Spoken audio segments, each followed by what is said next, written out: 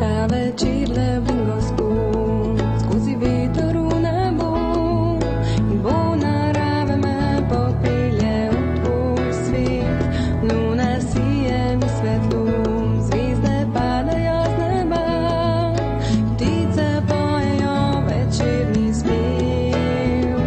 To noč naj zaspim, ko v mislih tebi hitim, da se ne izgubim. Daj, Gospod, da tvoj glas me prebudi in sonce prežene vse skrbi. Naj ne obupam nikdar, naj ne bojim se svojih sanj, ker vem, da z mano si vse dni. Daj, Gospod, da tvoj glas me prebudi in sonce prežene vse skrbi. Naj ne obupam nikdar, naj ne bojim se svojih sanj, ker vem, da z mano si vse dni.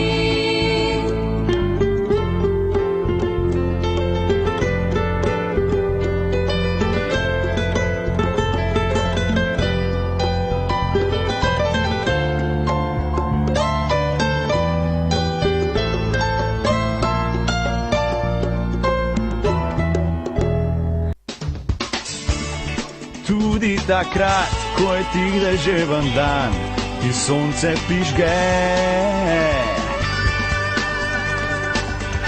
Radio Ognjišče.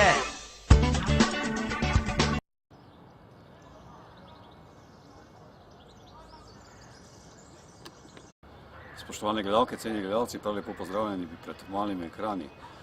Tokrat smo na obisku na Radio Ognjišče in obiskali bomo urednika Radio Ognjišče, to je duhovnika Francija Trstenjaka. Želim vam lep in dober sprejem. Spoštovani prijatelji, prav lepo pozdravljeni. Poseben pozdrav pa gre uredniku Radio Ognjišče Franciju Trstenjaku. Lepo pozdravljeni. Dobro dan, sem skupaj. Prosim, če našim gledalcem na kratko poveste, kako vas je pravzaprav vodila ta duhovna pot, zatem ko ste prišli do urednika Radio Ognjišče. Verjetno je ena pot potekala. Na kratko. Torej, moja duhovniška pot se je začela leta 1989, ko sem bil posvečen in potem za 4 leta nastavljen za kapljana v Celje, v Baptistsko župnijsko cerkev. No in v času kaplanovanja sem se začel spogledovati z mediji, namreč na Celju sem začel z redno versko oddajo, potem v Celju sem začel tudi z dobrodelnim koncertom Klic dobrote, ki je potem prerasel v eno izmed največjih dobrodelnih prireditev. No in vsa ta dela so bila opažena in tako je monsignor Bole prišel z idejo, vprašanjem, če bi hotel prevzeti urednikovanje Radia Ognjišče, ki je seveda takrat bil samo še v ideji, na papirju. In sem rekel, če škof dovoli, potem jaz to z veseljem sprejmem. No, škof je dal zeleno luč, čeprav je bilo kar nekaj zapletov, prednje je prišlo do te zelene luči, ampak potem leta 1993 torej mi je dal dekret, da lahko grem na to službeno mesto urednika. In potem je seveda skoraj 1 leto trajalo, da smo pognali Radio Ognjišče v tek, kakršen je še danes. Preden predstavimo Radio Ognjišče, je prav, da dodam, da ste aktivni tudi v župniji Vipava. Ne, na župniji Vrhnika. Torej, kajti tukaj sem jaz dobil bivališče. Prej sem nekaj časa živel v Ljubljani, v enem stanovanju, no potem sem pa našel na Vrhniki, na podružnici Velika Ligojna možnost stanovanja in zdaj tam bivam in seveda sem vsako nedeljo, soboto, tudi med tednom v pomoč za vsa župnijska opravila. Tako da vendarle ob tem radijskem delu sem še duhovniško zelo, zelo aktiven. Kje v Ljubljani stoji radijsko Ognjišče, kajti sam sem jo malo težje najdel? Torej, Radio Ognjišče studio kot takšen, uredništvo je v Škofovih zavodih Svetega Stanislava v Šentvidu nad Ljubljano, sicer pa je sedež firme, čisto tako uradno, v Kopru, kjer ima svoj sedež tudi založba Ognjišče. Torej smo v Šentvidu nad Ljubljano in to v kletnih prostorih tega zavoda in prav zanimivo je, ko so prvič prihajali k nam poslušalci si ogledovati prostore, je bilo kar nekaj takih, ki so rekli, gledajte, na tem mestu pa je moj mož, moj brat, moj sorodnik trpel, bil mučen, oziroma nekateri so celo na tem mestu umrli. In to prav tam, v tistem prostoru, je glavni studio, odkudar vsak dan teče naš program. Kje in kako Radio Ognjišče oddaja? Prav je, da tudi povemo, da je veliko oddajnikov, potem je tudi oddajate preko interneta, preko satelita, mislim, da tudi prav, da o tem nekaj rečemo. Mislim, da je zdaj naša oddajniška mreža tako velika, da šteje 23 oddajnikov. Začeli smo s 5. In kot ste omenili, seveda oddajamo tudi preko satelita, da nas sliši vsa Evropa, ter Bližnji vzhod in Severna Afrika. Ter zdaj že več kot 10 let oddajamo tudi ves 24-urni program preko spleta, kar je prostor za naše rojake, ki živijo v Ameriki, Kanadi, Argentini, Avstraliji. Torej, oddajniška mreža je že velika in bo morala biti še večja zaradi slovenske posebnosti, kajti te doline in griči, hribi so po svoje, ko se ogleduje, zelo lepi, ampak kar se pa tiče za radijsko delo, so pa malce nerodni in zato je potrebno toliko več oddajnikov, da lahko res pride naš glas potem vsako vas. Nekaj še je teh žal lis, kjer nismo slišani, ampak upajmo, da se bo v prihodnosti tudi to uredilo, da bo imela država posluh in da bo dejansko vsem državljanom omogočala slišati program Radia Ognjišče. Vljujete delo urednika Radia Ognjišče in tudi duhovniški poklic. To vprašanje usklajevanja, urednikovanja in duhovništva je včasih zelo težko. Kajti včasih človek ne ve, komu naj da prednost, kajti na nek način radijsko delo zahteva hitre reakcije, takojšnje, in potem se zna zgodi, da ti čas kar uide in pozabiš nekatere duhovniške dolžnosti, na katerem gotovo prvo mesto molitev.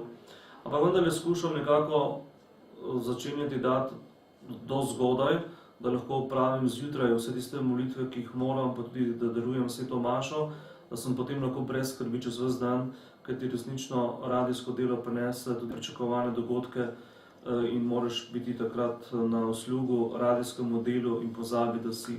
Vsekakor pa sem na prvem mestu duhovnik in želim biti v pomoč v pastorali. Veliko veselje mi je, kadar me tudi duhovniki povabijo za razne slovesnosti po vsej Sloveniji, da pač pridigam, kajti potem vem, da sem duhovnik, zaradi česa sem se tudi odločil za ta poklic. Navsezadnje, če me Bog poklical v to, potem je prav, da sem v tem. Čeprav drugi vsi pravijo, navsezadnje za svojim poslanstvom opravljam duhovništvo, morda na prav poseben način. Eni pravijo, da sem pravzaprav največji župnik v Sloveniji, ker pokrivam celotno Slovenijo. V zadnjem času celo pravijo ten škof, ki ima tako velik teritorij, ampak kakorkoli, urednikovanje in duhovništvo pa je po drugi strani res tesno med seboj prepleteno. Menite, da je v slovenskem medijskem prostoru dovolj, verjetno je premalo duhovnih oddaj oziroma duhovnega gibanja? Torej, v medijskem prostoru v Sloveniji je mogoče težava ta, da ostali mediji pravzaprav duhovnim vsebinam namenjajo zelo malo pozornosti. Res je, da je od leta 1994 v tem radijskem nebu Radio Ognjišče, pa vendarle mislim, da bi bil dolžnost vsakega medija, da v svoj program vključuje tudi te vsebine, tudi vprašanja cerkve, tudi vprašanja vere, ampak kot rečeno, to se izogibajo kot hudič križa.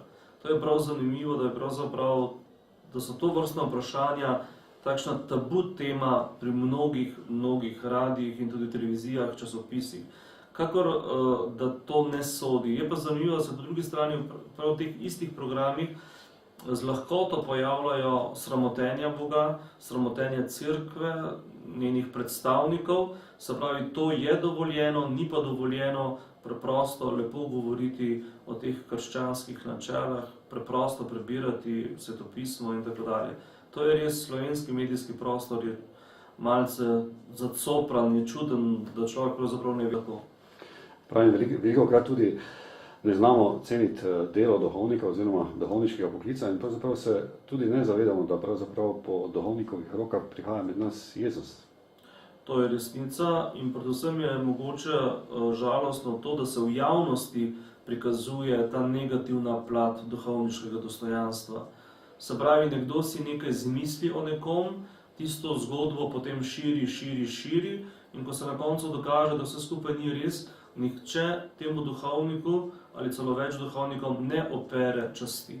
Se pravi, duhovnik je lahko v javnosti zasramovan, je prikazan kot največji sovražnik ljudstva, kot tisti, ki ni ga treba, po drugi strani mu pa tisto priznanje se mu ne daje, ki mu pravzaprav gre. Nedvomno rečem, smo duhovniki polni napak, delamo, tega noben ne skriva oziroma ne taji, ampak zagotovo pa nismo tako slabi ali pa najslabši, da bi morali res na nas zlivati vso gnojšnico, ki pač v tej Sloveniji obstaja. To je zanimiv pojav. Pravim, velikokrat se Slovenci ne zavedamo, kajti pravzaprav, če ne bi bilo cerkve, če ne bi bilo duhovnikov, če ne bi bilo velikih mož, kot je Blažej Anton, Martin Slomšek in še veliko drugih, pravzaprav ne vem, če bi Slovenci sploh obstali.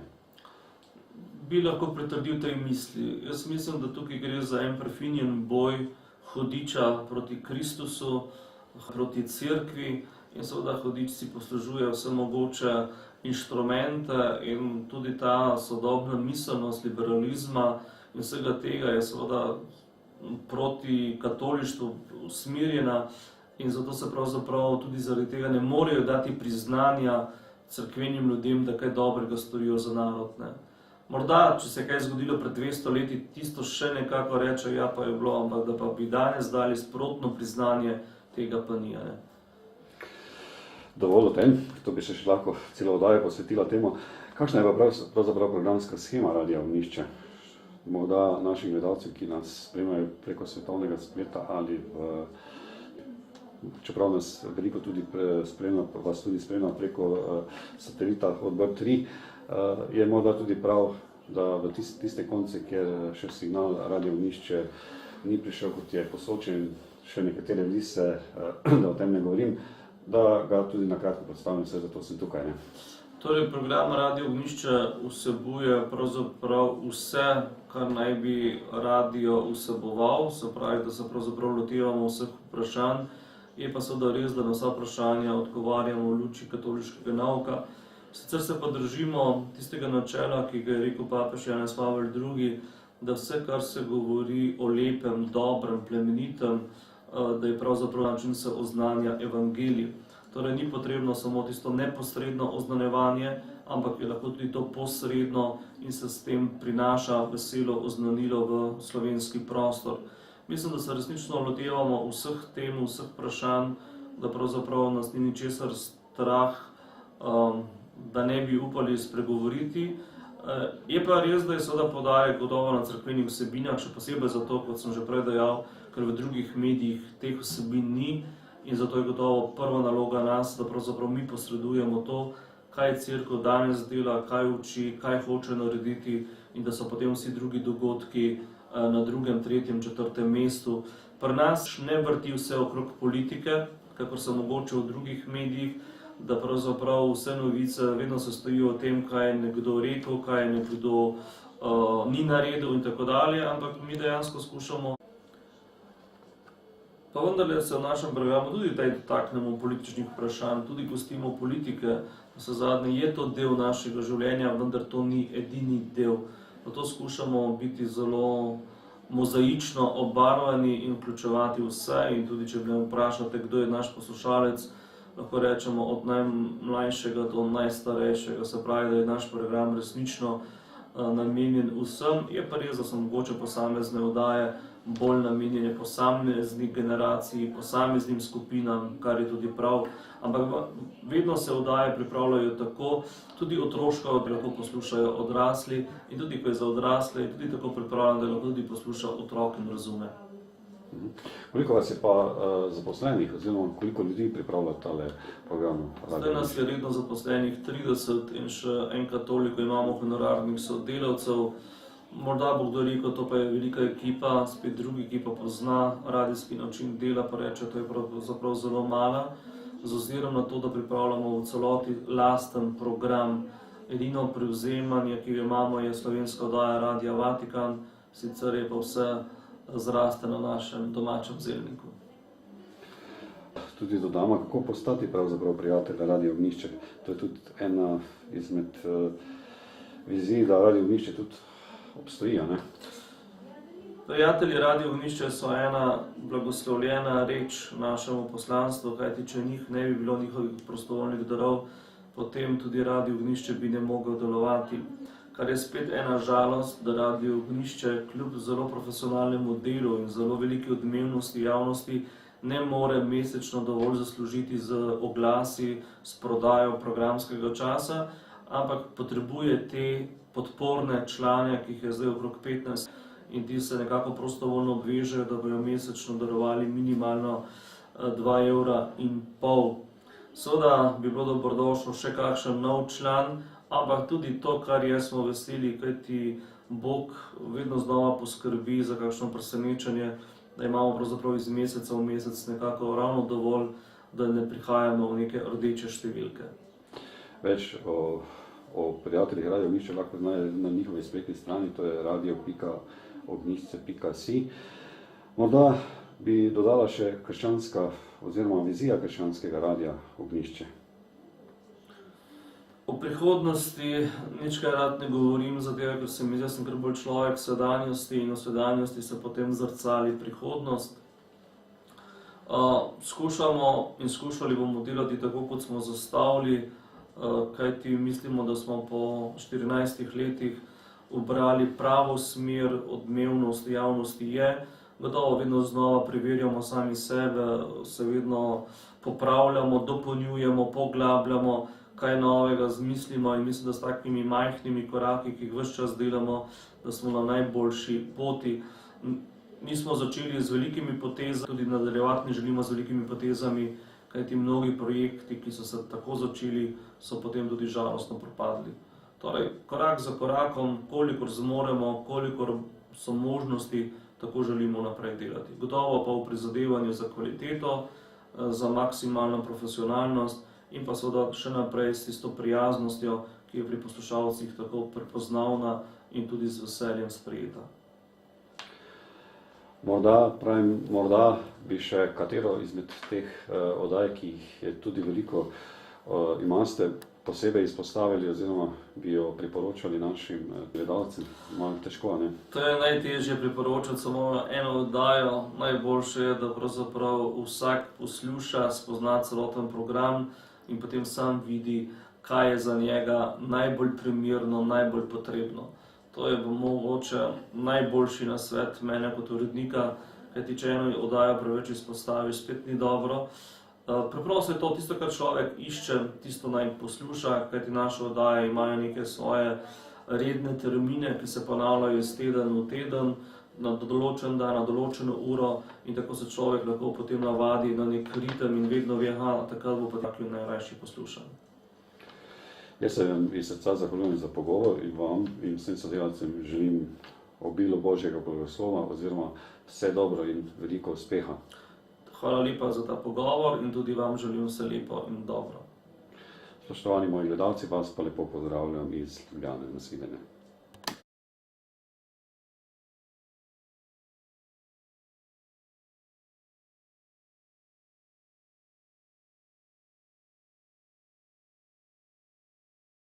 V soncu gore se blešči.